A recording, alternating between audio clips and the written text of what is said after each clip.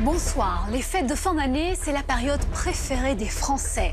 L'occasion de casser la tirelire pour s'offrir des menus d'exception à Noël ou pour le réveillon de la Saint-Sylvestre. Parmi ces plats que l'on adore cuisiner pour toute la famille, la dinde.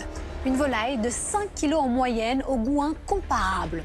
Un symbole de Noël lorsqu'elle est accompagnée de ces fameux marrons. Mais voilà, il faut compter plus de 100 € pour une belle dinde de Bresse tendre et savoureuse. Ce qu'on demande sur une dinde de Bresse, c'est le plumage et les pattes noires, ainsi que la tête rouge. Pourtant aujourd'hui, il est possible d'en trouver pour beaucoup moins cher. Alors d'où viennent ces volatiles bon marché et dans quelles conditions sont-ils élevés?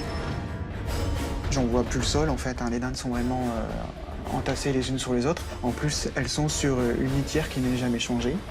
Donc en fait, elles vivent sur leurs excréments toute leur vie. Parmi les petites folies qui font fureur pour parfumer nos recettes, la truffe. Le roi des champignons dont le prix dépasse les 1 000 € au kilo. Mais vous allez découvrir que la truffe n'a pas toujours la saveur de l'authentique, même sur les marchés traditionnels. Ce monsieur dit que c'est 100% naturel alors que c'est marqué aromatisé. Je vais pas vous raconter des cracks, c'est un copain de Paris qui est un escroc. Et j'ai eu un retour des fraudes parce qu'ils m'ont contrôlé ça chez moi. D'accord. Ils me disent que ça pourrait être à l'appréciation du juge. Un autre incontournable des fêtes de fin d'année trône sur nos plateaux de fruits de mer aux côtés des huîtres et du homard. C'est la gambasse. Réputées pour leur chair délicate, ces grosses crevettes sont loin d'être données.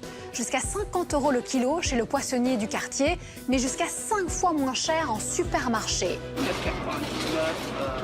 pour une barquette d'un kilo, c'est bien. Difficile de faire le tri entre toutes les appellations. Nous avons décortiqué toute la filière jusqu'en Équateur, un petit pays d'Amérique du Sud. Et notre enquête a révélé des méthodes de production très surprenantes. Mais le but, avec la salle remplie, c'est d'une production plus ou moins à peu près 300 millions par mois. Oh mon Dieu. Ah ouais. Moi, je croyais que ça sortait directement de la mer, moi. Truffes, dindes et gambas, vrais ou faux produits d'exception, c'est une enquête signée Léa Bailly et Oriane Crifassi. Dans la banlieue de Nantes, à quelques semaines de Noël, une famille prépare déjà activement son repas du réveillon. Les loulous, vous venez, on va faire les menus pour la semaine. Élodie, mère au foyer, et Teddy, mécanicien, sont à la tête d'une joyeuse bande de 6 enfants. De Wendy, 13 ans, en passant par Dylan, Fanny, Timéo, Lizzie et la petite dernière Rosie, 4 ans. Toute la marmaille n'a qu'une envie, préparer le réveillon du 24. Avec papa, on avait eu l'idée, c'est qu'on va faire un test pour le repas de Noël. La maman veut faire goûter de nouvelles saveurs aux enfants. Et pour s'assurer que tout sera parfait, ce midi, elle teste ses recettes en famille. Au menu, Élodie a mis les petits plats dans les grands. Pour les fêtes de fin d'année, donc on a pris 3 produits d'exception. Encore plus 2 cette année. Donc on a pris des gambas. Donc ça va être une grande première pour les enfants. Et donc de la truffe, pareil. Et là, on a pris des dindes. Parce qu'à Noël, voilà, c'est de la dinde. C'est le plat typique. Pour commencer, Élodie a donc acheté des gambas au rayon frais de son hypermarché. Elle va accommoder ses grosses crevettes à l'armoricaine. Donc qui c'est qui veut faire les gambas? Moi. Tu fais? Ensuite, un petit entremets très chic, de la truffe, achetée en grande surface. Une première pour tout le monde. Vas-y, proche ton nez. Ici, ça sent pas bon. Il a dit gaga. Ah ouais. On a déjà eu des truffes ici sur la table? Non, jamais. Jamais de truffes. Vous en avez déjà mangé? Non plus. Enfin, en plat principal, la fameuse dinde de Noël au marron. Pour 8 personnes, Élodie en a acheté 2 à 4 € du kilo seulement. On va couper? Oui. Élodie a imaginé un menu 3 étoiles pour le réveillon, mais sans exploser le budget. 2, 5, 6... Ça fait un peu plus de 90 €. Sans tarder, la famille attaque la préparation. Je te sors les gambas? Oui, vas-y, je veux bien que tu nous sortes les gambas pour Fanny et moi. Fanny, 10 ans, la plus cordon bleu des enfants, est la première à donner un coup de main. Surtout avec les gambas qui changent des crevettes habituelles. Ils sont très grosses. Parce que ceux qu'on mange, souvent on les fait pas chauffer, ils sont moins grosses. Et là, ça te donne envie avec toute la préparation et l'oignon? Oui, un peu. Des enfants surpris aussi par ces champignons noirs. 2 petites truffes pour 20 € tout de même. Pas question de gaspiller. Fais attention à tes doigts, hein. Lève-les, hein. En fait, c'est tellement le mets le plus important du repas, la truffe, que voilà, je trouve ça important qu'elle fasse attention et voilà, qu'elle se rende compte que c'est un produit de qualité qu'elle a entre les mains, quoi. C'est pas le petit champignon de Paris, là, c'est de la truffe, donc... Enfin, Dylan et Fanny s'appliquent pour farcir la dinde de Noël. Avec cette chair à saucisse à la crème fraîche épicée, on est loin du poulet du dimanche. Ah, attends, non, en fait, faut que je descende la grille, elle est trop grosse. 3 produits d'exception pour un dîner de fête. Un menu qui aurait coûté une fortune il y a encore quelques années. Là, on en fourne pour minimum 2h30. Mais que vont-ils vraiment trouver dans leurs assiettes avec ce repas pour un peu plus de 10 € par personne? Vous allez le voir, ils ne sont pas au bout de leur surprise. Les fêtes de fin d'année, c'est la période préférée des Français.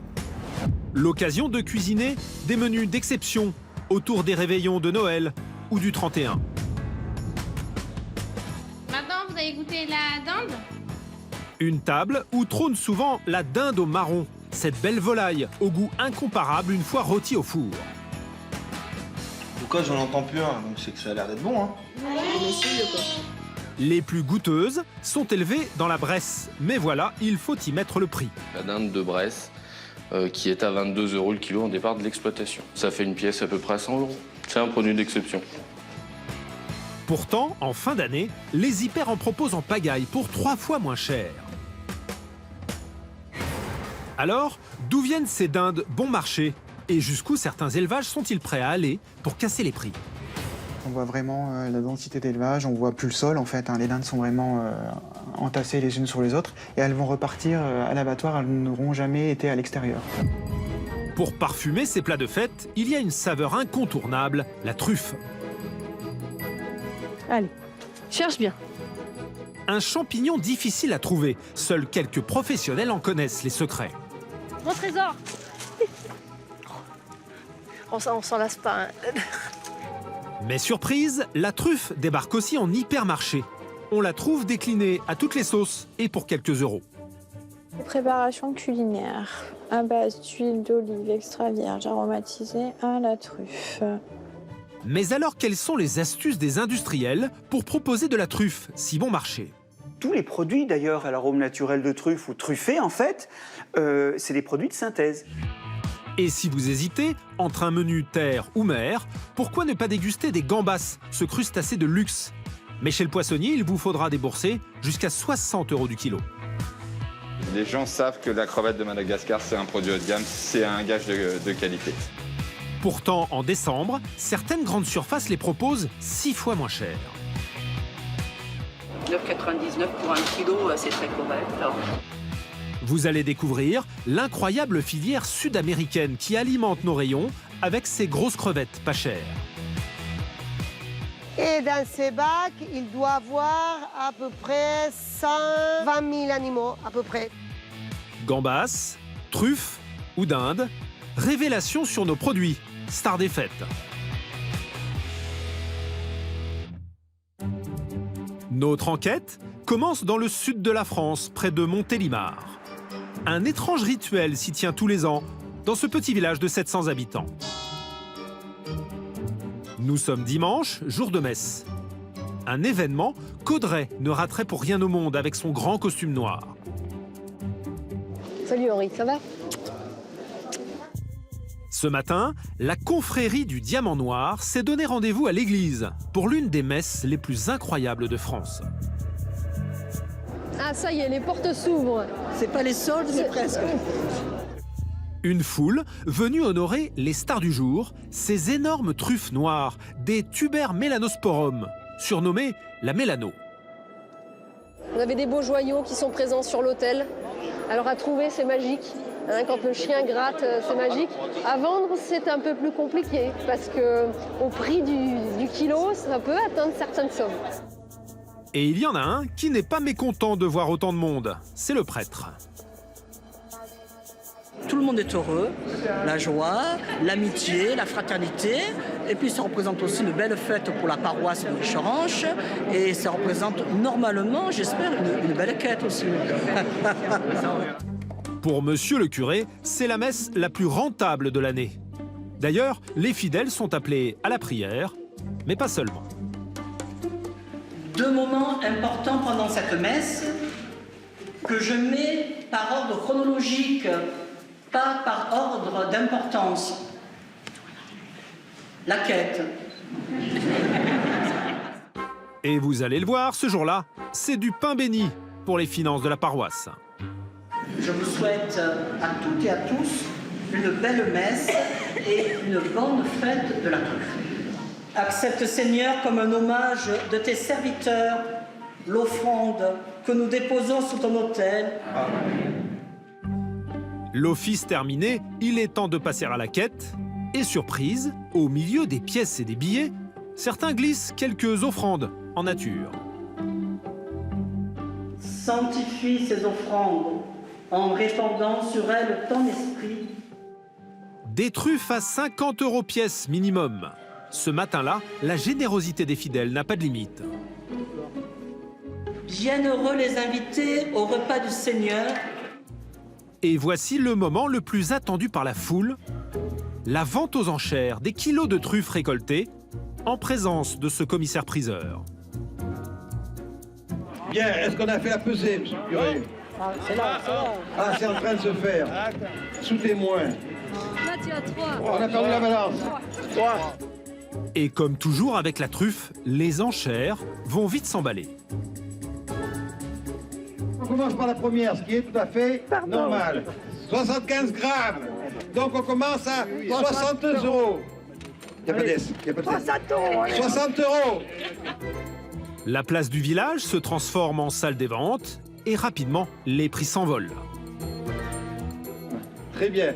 On est à 65, 70, 90, 90 pour monsieur, 105 pour madame, 120, 120, une fois, 2 fois, 3 fois, merci, applaudissez-le, la première est partie.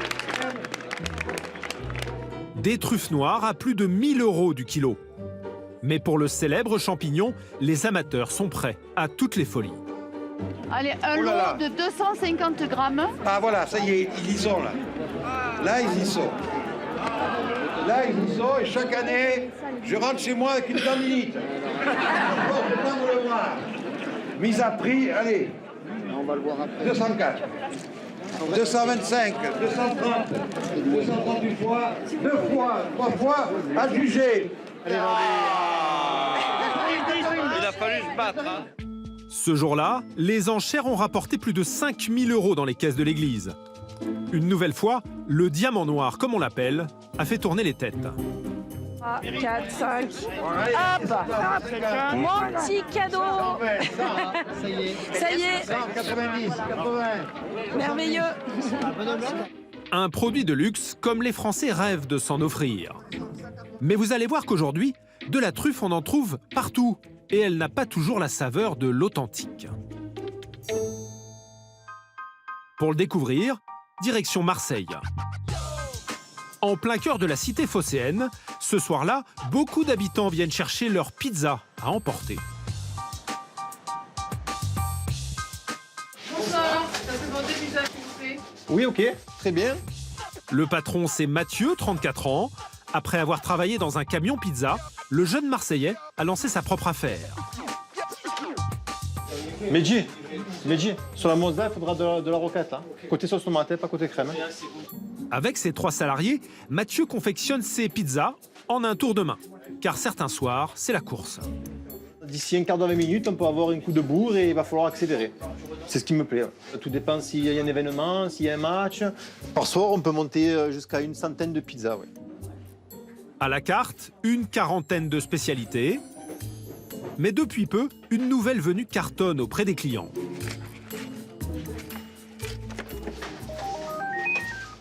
Bonsoir. Une pizza à la truffe. Allez, parfait, d'ici une petite demi-heure. Ce soir-là d'ailleurs, les commandes pleuvent. Une truffe noire et une pizza du chef. Une recette toute simple, mais qui régale les fans du fameux champignon noir. J'ai la pizza à la truffe noire. C'est une pizza avec en base crème de truffe, mozza et après cuisson, balsamique à la truffe. Une pizza vendue 11,50 € seulement, mais qui fait tout de suite son effet auprès de la clientèle. J'ai voulu mettre la pizza à la truffe à la carte parce que ça donne un certain standing à ma pizzeria. Et puis il faut aussi contenter tout le monde, il y a des gens qui aiment, donc pourquoi pas avoir une pizza à la truffe. En revanche, Mathieu n'en fait pas mystère. À 11,50 €, impossible de rajouter de vrais morceaux de truffe noire dans la recette.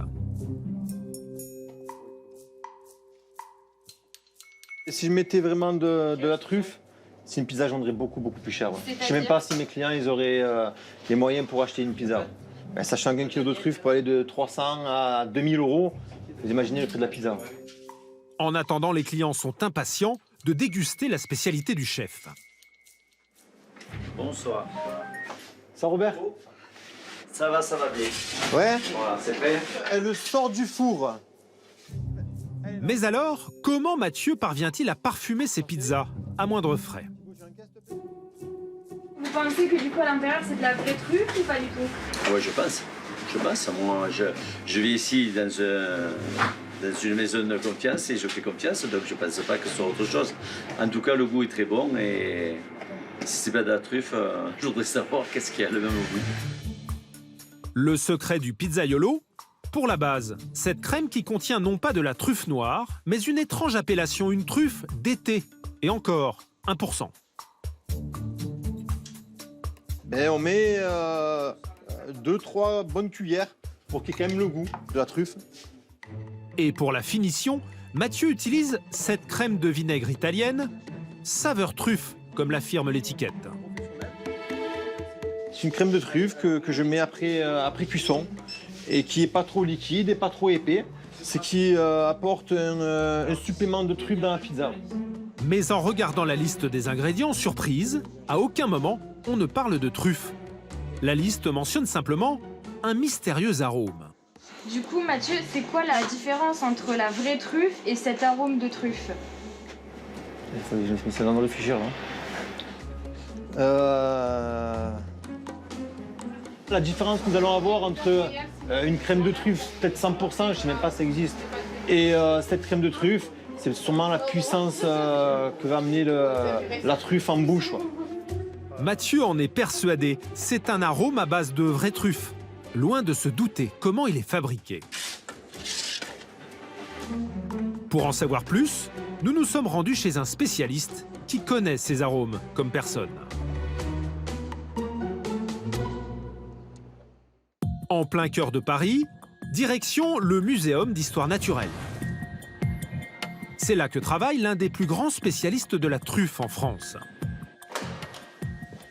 Marc-André Selos est un expert en botanique. Les champignons n'ont aucun secret pour lui. Depuis que je suis enfant, en fait, je suis passionné de champignons. Et parmi d'autres travaux de recherche, on s'est intéressé avec mon équipe à la truffe, à comprendre comment elle se développe et comment elle vit. La truffe, qui a une particularité parmi toutes les variétés de champignons qu'on trouve dans nos sous-bois. Alors la truffe, elle est différente des autres champignons uniquement parce qu'elle pousse sous terre. La truffe, elle est produite sous terre et elle sent très fort pour attirer des animaux qui vont la manger et qui vont, en la mangeant, disperser les spores. Alors que d'habitude, chez les autres champignons, ça se passe au-dessus du sol.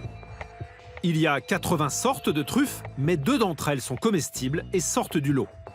Notamment la reine des truffes, la Melanosporum. Quand l'hiver arrive, et jusqu'en février, on va trouver la fameuse truffe noire, qui est noire à la fois dedans et dehors. Et cette truffe noire-là, c'est la truffe du Périgord aussi, elle avoisine les 1000 € le kilo quand elle est bien mûre. Mais il y en a une autre, moins connue, de plus en plus répandue dans nos rayons. Il y a une truffe qu'on appelle la truffe d'été. Et en fait, quand elle mûrit, elle change un peu de couleur. La voilà. Elle est noire dehors et tabac, couleur tabac dedans. Elle est aux alentours de 500 € le kilo. Une truffe 2 fois moins chère. Pourtant, ce sont rarement ces truffes-là que l'on retrouve dans nos huiles de salade ou nos pizzas. On va fermer l'ordinateur. Pour découvrir la réponse, Marc-André nous emmène dans son laboratoire. Au laboratoire, en route. Voilà par exemple ce que l'on peut acheter en hypermarché quand on cherche à parfumer ses plats. Alors là, j'ai par exemple une huile d'olive parfumée aux arômes naturels de truffe pour 30 €. Et quand je regarde l'étiquette, les ingrédients, c'est huile d'olive vierge extra, arôme naturel de truffe. Un arôme dit naturel, une appellation autorisée mais qui prête à confusion. En fait, cette huile ne contient aucune trace du fameux champignon. La première arnaque, c'est qu'il n'y a pas de truffe. Les huiles ou tous les produits d'ailleurs à l'arôme naturel de truffe ou truffés, en fait, c'est des produits de synthèse. Selon Marc-André, ce serait le cas pour la plupart des produits vendus en hyper. L'arôme provient d'un savant mélange chimique. Ça veut dire que c'est des arômes de synthèse chimique qui sont identiques à certaines, pas toutes, les molécules qu'on a dans l'arôme de truffe. Mais il n'y a pas de truffe. Et non seulement il n'y a pas de truffe, mais en plus ça coûte rien. Ça coûte quelques dizaines de centimes de fabriquer une huile comme ça. Mais c'est vendu 30 € parce qu'il y a le mot truffe. La plupart du temps, voilà ce que les industriels mettent dans leurs produits, du sulfure de diméthyle. Et voilà sa formule, vous voyez que c'est relativement simple à faire, c'est le diméthylsulfure. Et ces molécules-là ne coûtent pas très cher à synthétiser. Une molécule pas chère, d'ailleurs, Marc-André la fabrique sous nos yeux en quelques secondes. Alors, je vous en dilue un petit peu ici. Seul un expert peut sentir la différence avec le vrai goût de la truffe. Alors? C'est très fort et pas subtil. Mais ça ressemble à la truffe. Un arôme 50 fois moins cher que de la vraie truffe, mais qui fait son effet sur le consommateur. Une astuce tout à fait légale pour attirer les gastronomes qui pensent s'offrir le grand luxe. Alors si vous voulez éviter d'acheter de la truffe artificielle, il y a un détail imparable. Si vous voulez être sûr que c'est vraiment de la truffe, alors sur l'étiquette, il y aura écrit le pourcentage de truffe. Quand il n'y a pas marqué 3 ou 5% de truffe, le produit n'est pas mensonger, il est légalement dans les clous, mais simplement il n'y a pas de truffe dedans, parce qu'on a le droit d'écrire arôme truffé sans mettre de truffe. De la truffe élaborée en laboratoire, et ce n'est pas le seul produit d'exception fabriqué de façon parfois étonnante. Nous nous sommes également intéressés à une autre star de nos menus de fête, avec là encore quelques surprises. Nous partons vers les quartiers chics de la capitale. Dans cette rue commerçante, la poissonnerie d'Arnaud ne désemplit pas. Je peux vous le faire en filet sans la peau? Alors, allez, en filet sans la peau, je vais le tester comme ça. À 35 ans, il est meilleur ouvrier de France. Chez lui, on est poissonnier de père en fils depuis 4 générations. Parmi ses clients, beaucoup d'habitués très exigeants. Je voudrais quelque chose de goûteux. Une tranche de foie? Une tranche de foie? Oui, c'est ça, oui. Vous voulez que je vous fasse un petit rouget en filet? En filet, vous pouvez faire ça? Pour vous, je vais le faire. Sur ses étals, du merlan, de la lotte, de la dorade. Mais en ce moment, c'est un crustacé qui cartonne auprès des clients. Bonjour madame. Oui. Des crevettes de Madagascar, ça sera là. Des grosses crevettes, qu'on peut aussi appeler gambas en espagnol. Elles sont grises au naturel et roses quand elles sont cuites. Arnaud en vend jusqu'à 10 kilos par jour. Et 18. C'est moi qui vous remercie, madame. Oui, des crevettes, c'est une friandise que les gens aiment beaucoup. Les Français aiment beaucoup les crevettes, ils en mangent souvent. On vient chercher ces 5-6 crevettes pour faire son entrée, son avocat crevette, ou pour faire sa rougaille de crevettes. C'est un produit qu'on vend beaucoup. Pourtant, c'est loin d'être donné. Son best-seller, la gambasse sauvage de Madagascar, est presque aussi cher que du homard. En fonction de la taille, vous avez différentes tailles, vous avez des prix qui varient, mais c'est entre 35 et 50, 60 € au kilo. Les clients défilent pour acheter ces crustacés. Dans ces étals haut de gamme, ces gambas sont tout originaires de l'océan Indien. Qu'est-ce qu'on peut faire pour vous, ma chère? Des crevettes? Oui. Ça tombe bien, il y en a. Ouais. Vous voyez la question que posent souvent les clients, la provenance. D'où viennent les crevettes?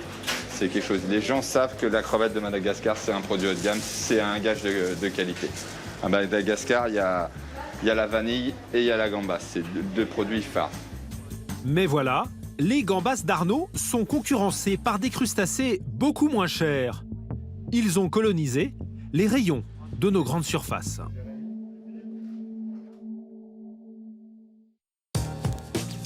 Ce matin, en banlieue parisienne, Isabelle, cette mère de famille de 2 enfants, part faire ses courses à l'hypermarché le plus proche.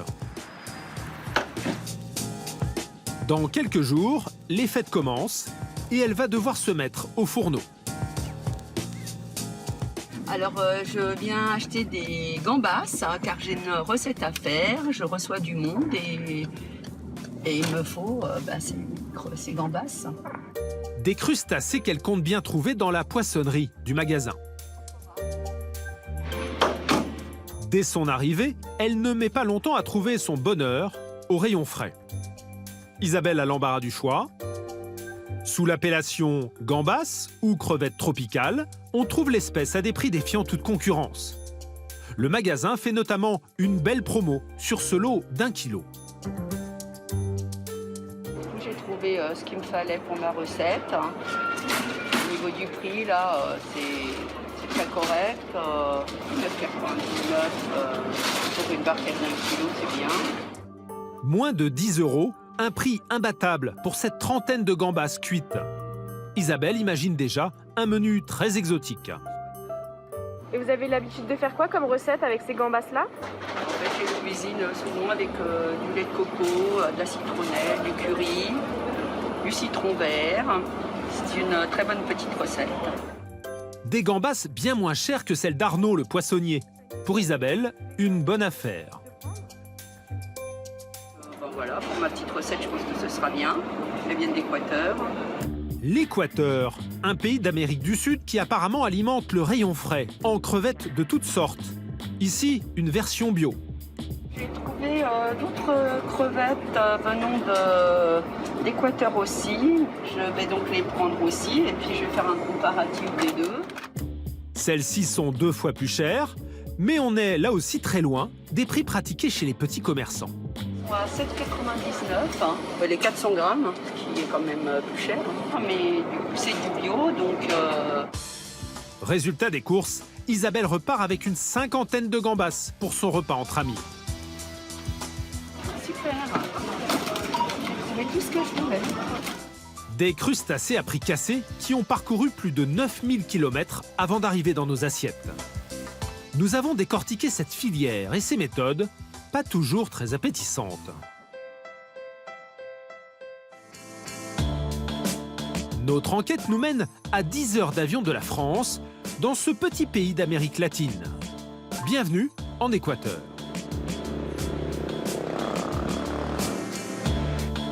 « 17 millions d'habitants. Sur les bords du Pacifique, voici l'un des plus grands ports du pays, Manta, avec ses kilomètres de plage et ses marchés typiques. Ici, les étals des pêcheurs débordent de gambas fraîchement pêchées. Les crevettes sont à 4 $, celles-ci à 3,50 $. Mais surprise, celles que nous mangeons en France ne viennent pas de là. En fait, nos gambas de supermarché n'ont jamais vu l'océan. Elles proviennent d'élevages en ville, comme celui-ci, l'un des plus grands du pays. Chaque mois, près de 100 millions de crevettes sortent de ces bassins intérieurs. Comment tu vas, Fabrizio? Très bien. Une industrie qui n'a aucun secret pour Virna. Cette biologiste supervise toute la chaîne de production de ces crevettes moins chères. Il faut réduire les protéines, sinon elles ne grossissent pas. Ici, les gambas naissent et passent toute leur vie dans ces bassins, sous l'œil de Virna qui a fait ses études en France. Et la première phase, c'est ces 2 bacs. Ces 2 bacs qui sont là, c'est la phase de cria. Ça pourrait se dire un peu la nurserie. Voici donc les fameuses gambas qui ne connaîtront jamais les profondeurs du Pacifique.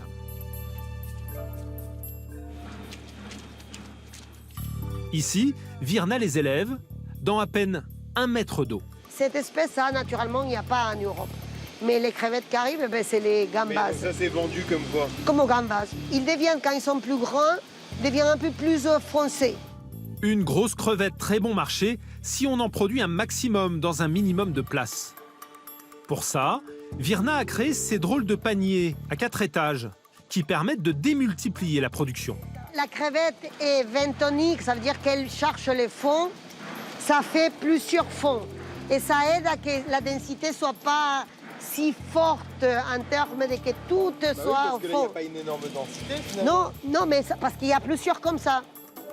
À ce petit jeu-là, l'usine élève jusqu'à 300 crevettes par mètre carré de bassin. Mais cette surpopulation peut avoir des conséquences catastrophiques en cas de maladie.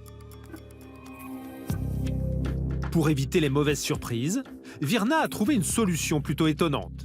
Chaque matin, elle fait passer un casting d'enfer assez reproducteur. Vous en avez pour combien de temps? Dans chacun de ces seaux, un mâle qu'elle va sélectionner, égard à ceux qui n'ont pas un physique parfait. Aussi étonnant que cela puisse paraître, Virna doit scruter chaque mâle à la loupe, un par un. Prends-le. Ce matin, l'examen ne démarre pas bien. Sur ce mâle, Virna repère tout de suite un problème. C'est comme si c'était une espèce de tumeur. Tu vois? Ouais. Ça, c'est pas normal. Tu vois, ça, c'est pas une bonne condition d'un animal. La hantise, une maladie ou un défaut qu'une crevette pourrait transmettre à tout le bassin. En plus, regarde, il a un peu de cette espèce de tache. C'est un animal qui, regarde, il n'est pas, ne está bien. Au moindre doute, les faibles sont écartés sans état d'âme. Il faut surtout pas utiliser des animaux qui soient malades, ok? Pour pas transmettre de maladies. Il faut les plus forts, il faut ceux qui soient libres des pathologies. Y a ça comme c'est. En revanche, après 20 minutes d'inspection, pour cet autre gambasse, c'est bien parti. Il n'a pas de problème. Oui. Et il est actif. Il avait des poids. Oui. Et il est vivant. Il est actif. Si son test sanguin est réussi, cette crevette très énergique devrait engendrer une belle lignée. On se retrouve à la ferme des crevettes. Cette ferme, la voici. Des bassins où les futurs parents vont engendrer les petites gambasses. Comme elles sont belles. Sachant qu'une femelle peut pondre jusqu'à 150 000 œufs, les quantités sont vite astronomiques. Mais le but, avec la salle remplie, c'est d'une production plus ou moins de 10 millions de nauplis et jour. Mais le but, c'est par mois, à peu près 300 millions. Des millions de gambasses triées sur le volet. Au bout de 3 mois, elles sont prêtes à passer à la poêle. Un autre secret de Virna pour produire de la gambasse pas chère se trouve dans ce hangar. Là, on va rentrer par où arrivent les crevettes, d'accord? Une usine réfrigérée où 150 employés s'activent. Cette jeune femme, par exemple, fait un premier tri. Car plus les gambasses sont petites, moins elles seront vendues chères, jusqu'à 30% de rabais. Je dois séparer les grandes des petites et les classer séparément. C'est très méticuleux comme travail. Oui. Un travail de fourmi, car 80% de la production part à l'international. Le souci, c'est que chaque pays a ses petites préférences sur la présentation en rayon. Les États-Unis, il semble qu'ils demandent des crevettes et sans tête. Ça veut dire que ça ne les intéresse pas trop, la présentation, comme le fait l'Europe, l'Espagne, la Chine, la France et l'Italie. Ils demandent de la crevette complète, de la crevette entière. Parce qu'ils ont un peu l'habitude des restaurants d'avoir la présentation de la crevette complète. Pour la France, les ouvrières laissent donc la tête, même si pas grand monde ne la mange. En revanche, il y a une autre partie de la bête qu'il faut absolument retirer. Bonjour. Et pas question de faire appel à une machine. Alors chaque jour, les 150 petites mains se concentrent sur ce travail de précision. Tu peux nous montrer comment tu enlèves l'intestin? Patiemment, sur chaque crevette, l'ouvrière retire ce fil noir. C'est l'intestin de la crevette. Ça veut dire qu'il y a plein de tout la bouffe, tout ce qu'a mangé la crevette. Parce que tu peux avoir même le goût à terre si la crevette a mangé des choses qui donnent un changement de goût de la crevette. Un travail gourmand, personnel, qui pourrait faire flamber la facture. Mais voilà, ces employés ne sont payés que 350 € par mois, le salaire minimum équatorien. Résultat, voilà comment l'usine parvient à produire des crevettes pour 5 € du kilo seulement. Avec 30 tonnes expédiées chaque jour, rien que dans cette usine, l'Équateur est devenu le premier fournisseur de crevettes de l'Union européenne.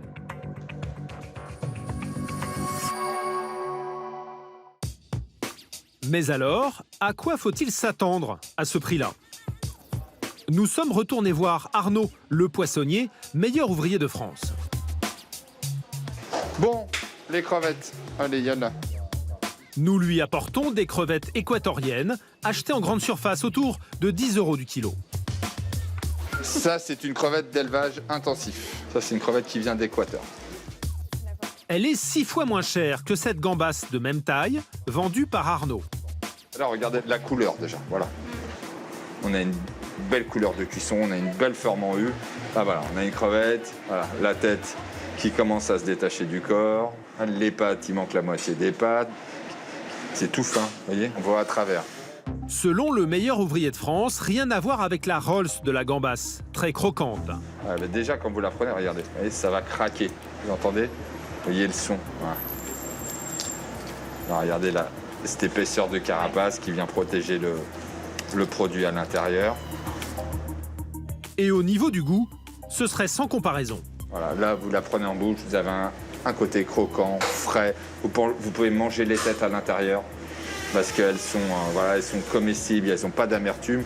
Celles-ci, les têtes, vous les prenez, vous les jetez. Crevettes low cost du bout du monde ou crevettes haut de gamme, chaque Français en consomme 2 kilos en moyenne chaque année, sans vraiment savoir d'où elles viennent.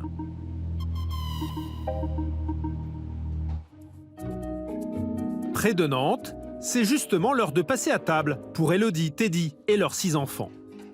Et ils vont vraiment être très surpris de découvrir la véritable origine de ce qu'ils ont cuisiné. Tu mets à ta place? Une table de fête avec uniquement des produits dits d'exception. Ouais, c'est beau, hein? Ouais. Ça rend bien. Il n'y a plus qu'à goûter maintenant.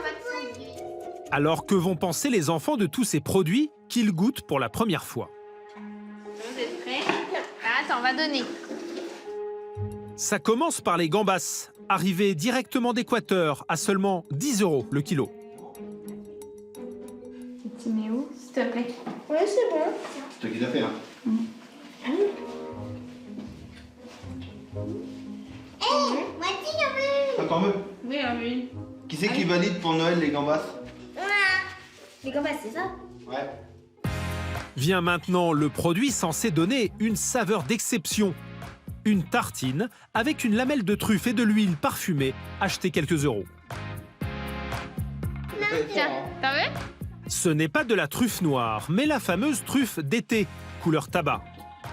Malgré tout, elle produit son petit effet. T'avais goûté toi ce matin, Wendy? Tout à l'heure? Ah, t'as fait tomber, je crois, Timéo. Oh, là. Bah, en fait, c'est vrai que la truffe, on entend beaucoup parler, et vu que c'est une odeur forte, je m'attendais à ce que ça soit relevé en goût très fort. Et en fait, pas du tout, c'est vraiment léger, c'est subtil. Donc c'est vraiment appréciable pour une première, c'est très très bon. Pour l'huile, aucune trace du champignon, seulement des arômes. Sauf que pour l'instant, Elodie ne sait pas vraiment ce qui se cache derrière l'étiquette. En fait, on a pris de l'huile d'olive naturellement, c'est naturel à truffe noire, pour que ça aille avec les truffes et que ça relève le goût. Donc on a pris celle-ci. Qui c'est qui a aimé? Moi, pas moi. D'accord, il n'y a que les filles qui ont aimé. En attendant d'attaquer la dinde, nous proposons aux parents de découvrir le résultat de notre enquête. Assieds-toi. Ouais, vas-y. Donc là, vous pouvez mettre plaisir. Nous leur montrons d'abord les conditions d'élevage de certaines gambas. c'est de l'élevage intensif, quoi. En revanche, il y a un détail qui leur avait échappé. Le jeune couple tombe un peu des nues.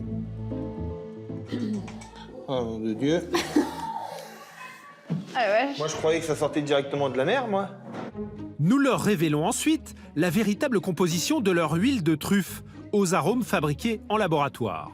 La première arnaque, c'est qu'il n'y a pas de truffe. Les huiles ou tous les produits d'ailleurs à l'arôme naturel de truffe.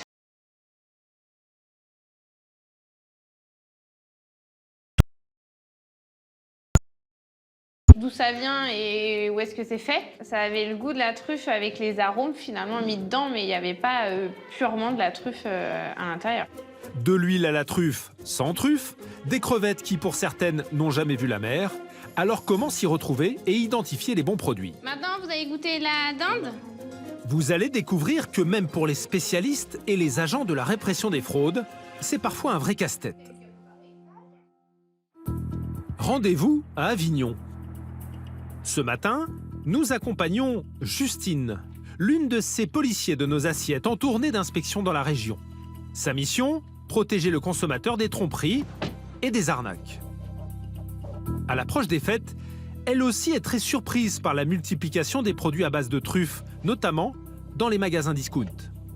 On a déjà repéré, notamment dans les catalogues publicitaires, des produits qui nous ont interpellés sur une gamme un petit peu prestige, avec un prix a priori attractif.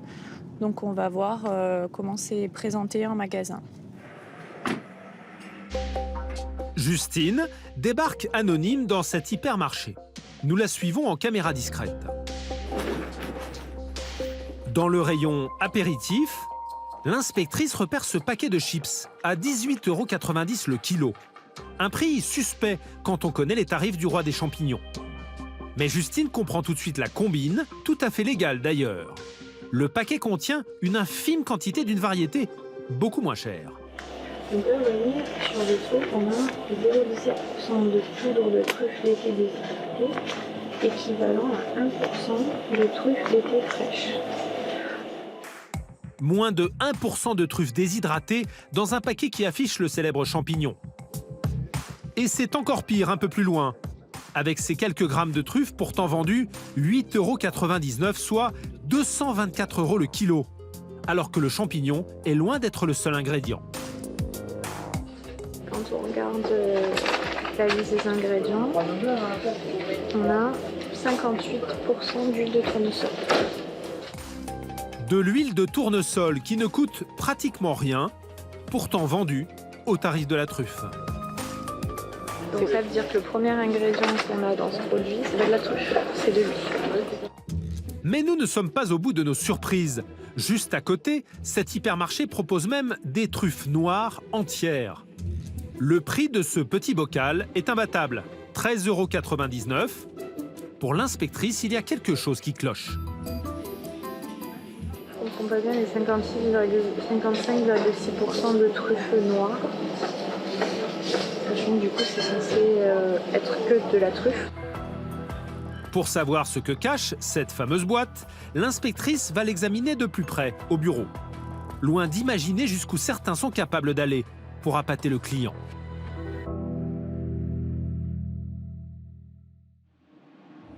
De retour au siège de la répression des fraudes à Avignon, Justine attaque cette nouvelle affaire.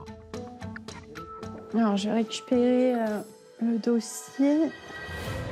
Alors comment l'industriel peut-il à ce point casser les tarifs sur de la truffe noire réputée hors de prix? Donc je vais ouvrir le produit. Là, typiquement, au vu de ce qui a été enlevé, c'est pas une truffe entière. Pratiquement un tiers de la truffe a été enlevé là. Donc ça, du coup, c'est pas une truffe entière, c'est un morceau. Des morceaux de truffe. Pas vraiment de la qualité extra, promise par l'étiquette. Ils sont censés être catégorisés en extra, donc un poids minimum de 20 grammes par truffe. Mais le compte y est-il? Donc là, on a 9 8,24 pour la première. Là, on est vraiment sur le minimum en termes de qualité. À peine 10 grammes de truffes au lieu des 20 annoncés. L'appellation est donc erronée. Et ce n'est pas le seul problème. Ce qu'on peut regarder, c'est de peser le jus. Ok, donc là, on a 8,35 grammes de jus. Ça fait quand même pratiquement 38-39% à peu près d'eau qui est commercialisée au même prix que la truffe. On est typiquement sur une pratique commerciale trompeuse par rapport à la qualité du produit attendu. Des champignons maigrichons et un bocal rempli à moitié d'eau, vendus au prix de la truffe, à 1 119 € du kilo. C'est plus cher que les célèbres mélanos haut de gamme qui s'arrachaient aux enchères après la messe des truffes. On est quand même du coup sur un produit moins intéressant qu'un produit frais. Dans les prochains jours, Justine convoquera le fabricant. Pour pratique commerciale trompeuse, il risque jusqu'à 2 ans de prison et 37 500 € d'amende. Mais alors, pour un repas d'exception, comment se procurer une vraie truffe du terroir? Retour près de Montélimar. Voici la plus grande ferme de France où l'on cultive la truffe. Car en fait, le champignon est quasi introuvable en pleine nature. Nous sommes chez Audrey, la jeune femme qui organisait une vente pendant la messe. Pour dénicher de la truffe, il n'y a pas 36 solutions. Il faut un flair infaillible. Certains professionnels utilisent des cochons. Audrey leur préfère ces Springer Spaniels, des chiens de chasse à l'odorat 30 fois plus développés que l'homme. Qui je vais prendre? Carla, tu boudes? Tu veux venir travailler? Ah, tu veux venir travailler? Hein? Qu'est-ce qu'on fait? On va chercher la truffe. Des chiens formés dès la naissance par Audrey. Donc en fait, je les dresse à l'âge de 2 mois et demi, 3 mois. Et puis je leur donne un petit peu de truffe à manger, à découvrir en fait pour vraiment que le nez du chien s'y fasse. Ah oui. Allez, zou, lâchez le fauve. Direction le domaine où Audrey a planté ses 15 000 chênes truffiers. C'est entre leurs racines que pousse parfois le fameux diamant noir. Et encore, il faut attendre près de 10 ans. Allez, allez, allez, allez. Oui. Allez, tu vas m'en trouver. Seulement, la chienne a beau renifler, les arbres défilent. Mais rien à l'horizon. Carla, cherche la truffe. Allez, allez. Oui, tu cherches. Voilà, allez, ça y est, elle est repartie. Quand soudain, Carla marque l'arrêt devant cet arbre. Cherche bien. Ah, mon trésor. Ah, Carla, attends. On ne sait pas qui c'est qui est le plus excité, si c'est le chien ou l'humain. Quoi qu'il en soit, c'est une passion commune. Alors, attends, ça c'est un caillou. Elle est là, la truffe. Ce matin, la trufficultrice tombe sur une belle surprise. Bon, c'est pas compliqué, on est tombé sur un nid en fait. Voilà, là il y en a déjà une. Et ben là, je sais pas ce qu'il y a, mais c'est... En fait c'est un nid, voilà. Ce sont plusieurs truffes dans un même trou. Oh. On s'en lasse pas. Hein. Quelques truffes ce jour-là, mais parfois rien du tout. Et de temps à autre, le jackpot. Alors mon record, ça a été 51. Dans le même trou ? Le chien en avait marre. Le chien était couché à côté, comme ça. Audrey peut ainsi récolter plus de 100 kilos de truffes par an. Des champignons qu'elle va ensuite vendre sur le domaine ou par Internet. Voilà, maintenant, il n'y a plus qu'à peser. Et pour les tarifs, le calcul est vite fait. 146 grammes. Qui fait 146 €. Soit 1 000 € du kilo. Et ce ne sont pas les plus chers du marché. Certaines se négocient plus du double. Des prix qui font parfois tourner les têtes et incitent certains commerçants à tromper le consommateur, même sur les petits marchés locaux. Le lendemain, nous revenons dans le village où avait lieu la messe des truffes. Un petit coin de France qui sent bon le terroir. Nous y retrouvons Justine, l'inspectrice de la répression des fraudes. Tous les mois, la bourgade accueille le plus gros marché de truffes en Europe. Et vous allez le voir, les amateurs ne sont pas à l'abri des arnaques. Pour rester discret, nous suivons Justine en caméra cachée. Madame, bonjour.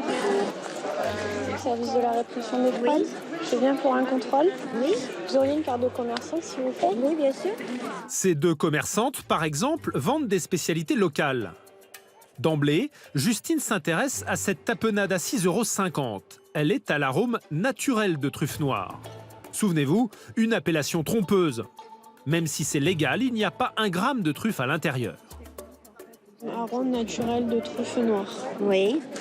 C'est quoi exactement comme En fait, produit? on a une fiche qui est référence d'arôme. D'accord. Donc on peut l'envoyer. Vous l'avez là, la fiche? Non, je ne l'ai pas sur moi. Oui, je l'ai, vous me l'envoyez. On a beau être sur un marché de terroir, ici on joue sur les mots car le champignon fait vendre. D'ailleurs, entre commerçants, c'est la bagarre. Au détour de la conversation, la dame n'hésite pas à balancer un concurrent. Par contre, ça tombe bien que vous êtes là. Oui. Parce que justement, il y a quelque chose qui me chagrine. Alors, dites-moi. L'huile de truffe de la... D'accord. Voilà.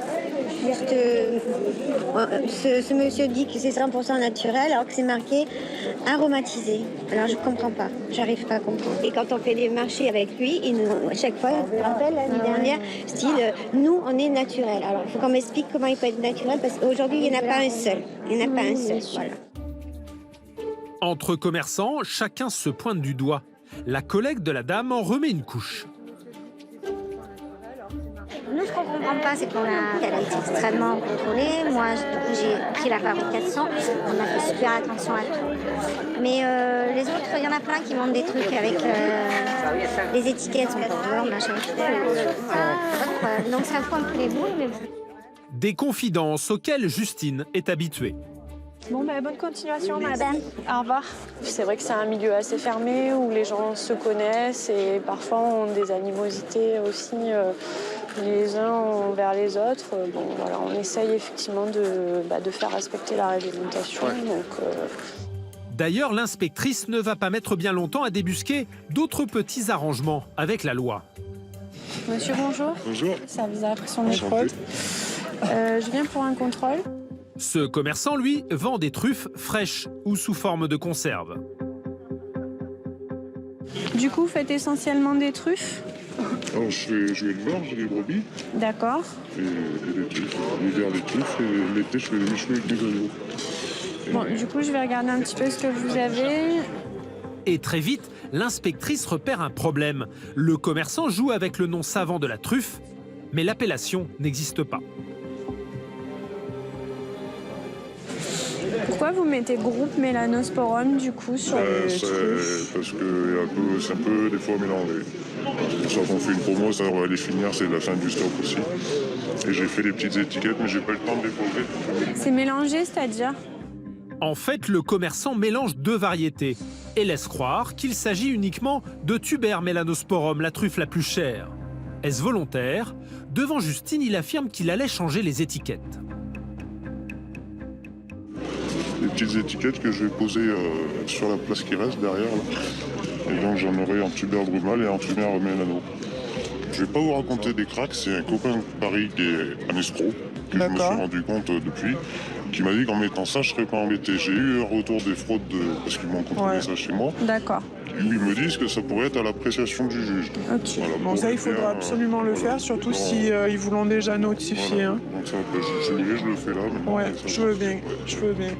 Pour cette fois, Justine est indulgente. Le commerçant écopera d'un simple rappel à l'ordre. Ok, bon bah écoutez, on se tient au courant. Bonne continuation. Bon courage. Au revoir. Mais l'inspectrice des fraudes n'est pas au bout de ses surprises. Quelques mètres plus loin, nous la suivons dans une allée un peu à l'écart. Le lieu est réservé aux professionnels. Ça commence à arriver. Justine veut savoir comment se portent les ventes. Elle s'approche de cet acheteur qui fournit de grands restaurants. Ça va, Yvon? Ça va. Ça se passe bien? Ouais, ça va. Et très vite, le négociant passe à table. Certains restaurateurs feraient la fine bouche face à ces truffes à 800 € du kilo, car une nouvelle variété bien moins chère fait son apparition dans les arrière-cuisines. Oui, derrière, j'avais des restos, je passe chez eux, mais en démarchage. Une sorte de truffe chinoise. Ah oui. Mais acheté Comme tel. Comme tel. D'accord. Le problème, c'est qu'il y en a qui râpent un peu de truffe chinoise, et puis dessus, ils mettent un peu de mélano, et ça c'est pour les jeunesses, quoi. La truffe chinoise, elle est accroche chez Métro à 50 ou 80 euros. Oui, moins que ça. Hein. Ouais. Moins que ça. 30, 40. La truffe chinoise ressemble comme 2 gouttes d'eau à celle du Périgord, sauf qu'elle est 30 fois moins chère. Récoltée à coups de pioche et sans attendre des années comme en France, elle serait plus fade, contrairement à la truffe noire, la mélano comme on la surnomme. Bon, après, c'est marqué. Oui, voilà, complètement. Moi, Oui, bien sûr. Je veux dire, si vous mettez de la chinoise et que dessus, mettre 4 lamelles de mélano pour la baptiser mélano, je supporte pas. La truffe, elle a un prix, Bah ouais, c'est vrai. Il y a une qualité, un prix, et puis... Oui, bah, c'est sûr. Un moyen de tromper le consommateur à peu de frais. Même ce professionnel un peu pressé s'est fait avoir. Je me suis fait avoir il y a 2 ans à Carpentras. Ah ouais? J'ai acheté 500 grammes. Vous en avez dans le sac? Ouais. Le négociant a donc payé un sac de truffes noires au prix fort, alors qu'il contenait des truffes chinoises. Mais quand vous l'achetez vite fait pour ça au marché, vous n'en percevez pas. Mais vous savez avec qui vous avez acheté? Des produits de luxe, pas toujours très authentiques. C'est aussi vrai pour une célèbre volaille qui trône sur nos tables de fête.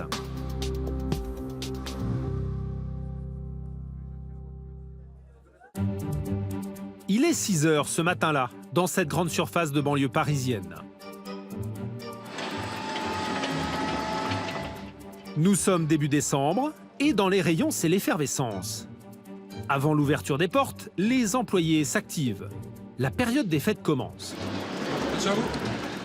Au rayon boucherie, Nasser reçoit une livraison très spéciale, la reine des volailles. Alors, on commence par la dinde, s'il te plaît. La dinde, un grand classique de Noël. Nasser en a commandé une bonne vingtaine, et que du haut de gamme. Encore des dindes de vrai.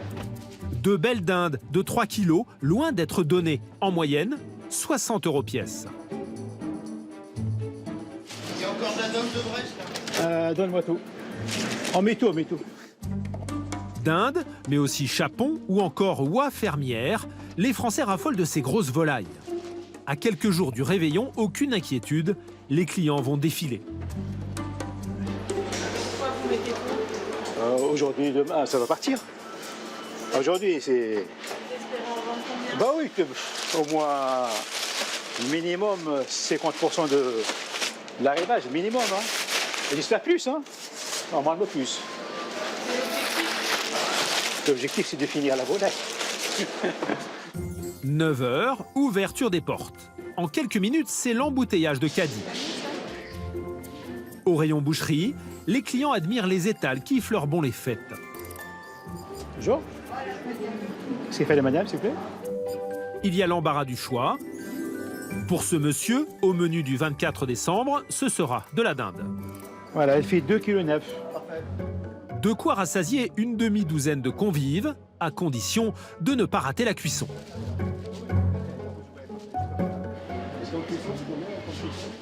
Alors 2h30 à 180.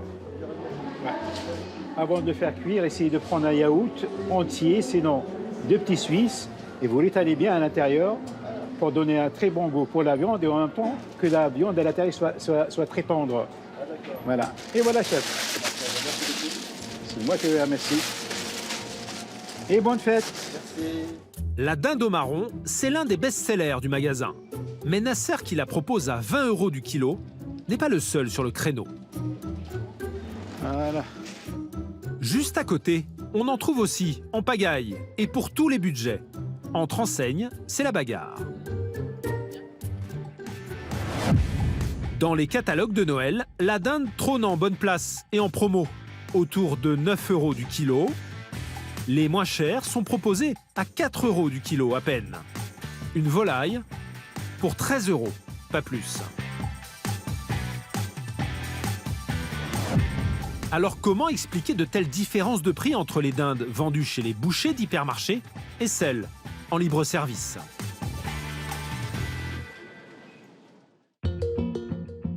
Pour le découvrir, nous nous rendons près de Bourg-en-Bresse, dans la région lyonnaise. C'est là que sont élevées certaines des plus belles dindes du pays. À la tête de cette ferme, Morgane, 32 ans. Salut. Il y a 6 ans, il a repris l'exploitation de son père. Ici, on fait de la dinde depuis 3 générations. Plus grand chose comme herbe, non, cette fois-là, ça va être tant qu'il pleuve. Morgane en élève 1500 par an, que du haut de gamme. Et vous allez le voir, pour obtenir la Rolls de la dinde, il faut y mettre le prix et y passer beaucoup de temps.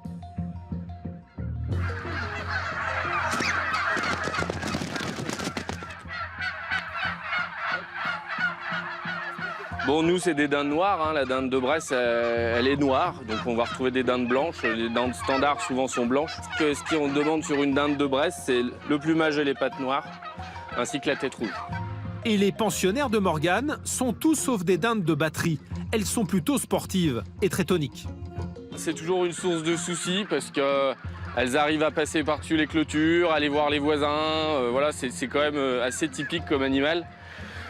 Si on a le malheur de laisser le portail ouvert de l'entrée, on va se retrouver avec 1500 dindes dans la cour de la maison, 50 dindes sur le toit de la voiture. Donc voilà, je vous laisse imaginer à peu près ce que ça peut faire. Des volailles qui veulent gambader au grand air. Et pour ça, il faut beaucoup de place. Le jeune agriculteur leur a aménagé cette grande étendue de 6 hectares. Le parcours voilà, est tout derrière cette clôture-là. On va le retrouver jusqu'au buisson du haut, jusqu'en descendant le long des arbres tout au fond. La porte est ouverte tout le temps, la nuit, la journée. Les dindes font vraiment leur vie. Objectif, façonner une dinde parfaite. Que des femelles chez Morgane. Je veux pas de mâles. Les mâles sont beaucoup trop importants. On est sur des bêtes qui font entre 8 et 10 kilos. 10 kilos une dinde, il faut avoir un gros four. Et pour obtenir de belles dindes de 5 kilos en moyenne, pas question de faire de l'élevage intensif. Ici en Bresse, ces bêtes sont protégées par un prestigieux label. Morgane respecte des critères bien précis. La dinde de Bresse, comme je disais, elle a vraiment le cahier des charges le plus strict au monde. Dans les bâtiments d'élevage, les dindes doivent être à disposition de l'aliment et de l'eau de boisson à volonté, en continu. C'est elles qui choisissent, on les rationne pas, on les force pas, elles font vraiment comme elles le souhaitent. Il faut dire que ces dindes de compétition ont plutôt gros appétit. Quand l'heure du repas arrive, Morgane ne lésine pas sur les quantités. Julien, il reste à manger dans la distributrice, donc je vais leur donner à manger aux dindes. Ça marche. Chaque jour, le jeune agriculteur leur sert un repas 3 étoiles, 100% naturel.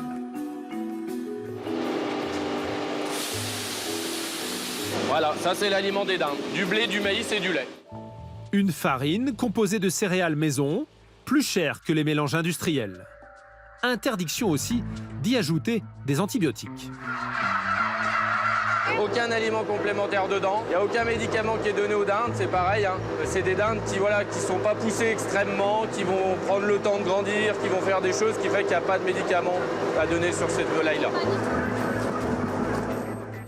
Un régime alimentaire que Morgane doit maintenir durant 8 mois pour obtenir une viande la plus tendre possible. Alors, pour amortir ce long travail, à l'approche de Noël, Morgane facture ses volailles au prix fort. Voilà les tarifs.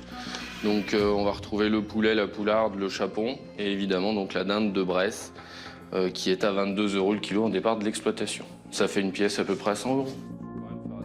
À ce prix-là, un luxe réservé à quelques privilégiés ou aux restaurants gastronomiques. Tout est quasiment fait à la main. C'est vraiment sur l'élevage que ce produit coûte aussi cher. Une volaille d'autant plus compliquée à élever que Morgane n'a pas le droit à l'erreur. S'il ne respecte pas les critères de la dinde de Bresse, il risque de perdre son label.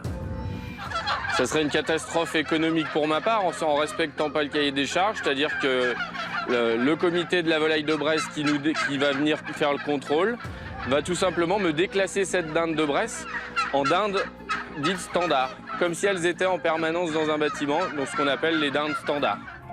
Mais alors comment sont élevées ces dindes dites standards, celles que la majorité des Français consomment? Et pourquoi sont-elles beaucoup moins chères?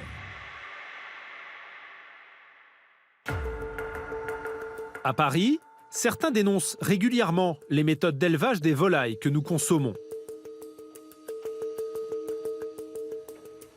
Salut. Ça va? Bon week-end? Ouais, ça va, toi? Ouais, ça va, très bien. Sébastien est un ancien prof devenu le cauchemar des industriels. Il y a 12 ans, il a fondé cette association. Je pense que les gens ils ont l'impression, tu sais, que c'est comme c'est festif, on est sur un produit plus qualité et tout ça. Donc par rapport au script en début, là, ça serait peut-être bien qu'on trouve un titre en lien avec Noël. L'arme de Sébastien, des vidéos chocs pour dénoncer les dessous de l'industrie alimentaire. Des images de fermes ou d'abattoirs souvent envoyées par des employés mécontents. Or justement, il y a quelques mois, Sébastien a diffusé cette vidéo tournée dans un élevage de dindes dédié à la grande distribution. On est bien loin des critères haut de gamme. Voilà, ici c'est l'intérieur de l'élevage de dindes, donc on voit vraiment la densité d'élevage, on voit plus le sol en fait, hein. Les dindes sont vraiment entassées les unes sur les autres. Elles arrivent vraiment poussin, à l'état de poussin, et elles vont repartir à l'abattoir, elles n'auront jamais été à l'extérieur. Donc elles vont rester dans ce bâtiment toute leur vie. En plus, elles sont sur une litière qui n'est jamais changée. Donc en fait, elles vivent sur leurs excréments toute leur vie. Ces dindes, toutes blanches, sont d'une race différente de celles croisées en Bresse. Et pour cause, elles grandissent 2 fois plus vite. Elles pèsent le même poids, 5 kilos, en seulement 3 mois. Ce sont des animaux aussi qui s'agressent les uns les autres dans cette promiscuité. Donc on voit ici qu'elles ont leur bec une partie de leur bec qui a été coupée au couvoir pour éviter qu'il y ait trop de conséquences des agressions des uns sur les autres. Un élevage intensif où on compte 8 dindes au mètre carré. Dans la Bresse, chaque volaille avait 4 mètres carrés en moyenne. Une surpopulation qui pose problème pour Sébastien. Dès que vous avez des bactéries ou des virus qui arrivent dans les élevages là, c'est vraiment comme un feu de paille en fait. Alors pour enrayer les maladies, cet éleveur par exemple aurait recours aux antibiotiques. C'est de la colistine. C'est un antibiotique qui est en plus utilisé un peu en dernière intention. L'éleveur aujourd'hui a tout un arsenal pharmaceutique, tout simplement pour maintenir les animaux en vie jusqu'à l'âge d'abattage. Parce que sans ces antibiotiques, sans ces anti-infectieux, ces anticoccidioses, tout simplement l'élevage ne pourrait pas exister. Des méthodes chocs qui permettent à certains éleveurs de produire de la dinde jusqu'à 5 fois moins cher comparé à la volaille de Bresse. Dinde de luxe ou élevée en batterie, les Français sont aujourd'hui les 3e consommateurs au monde, derrière les Américains et les Irlandais.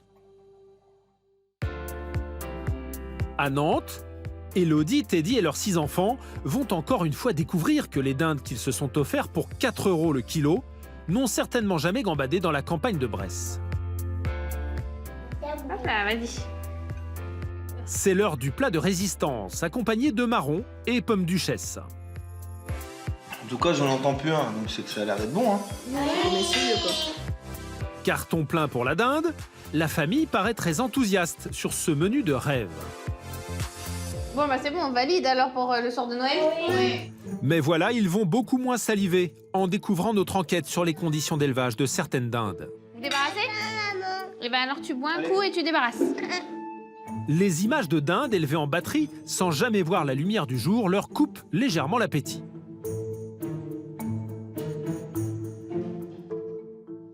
Oh là. Ah ouais, poupette. Ça c'est en France, là? Tout à fait. C'est horrible. Ouais, non. Alors là, quand vous voyez ça, première réaction? Ah non, c'est pauvre bête et il n'y a pas d'humain. Enfin, le fermier n'a pas d'âme. Enfin, pour faire quelque chose pareil sur les animaux, c'est horrible. À bien y réfléchir, Elodie va finalement revoir quelques détails pour son menu du réveillon.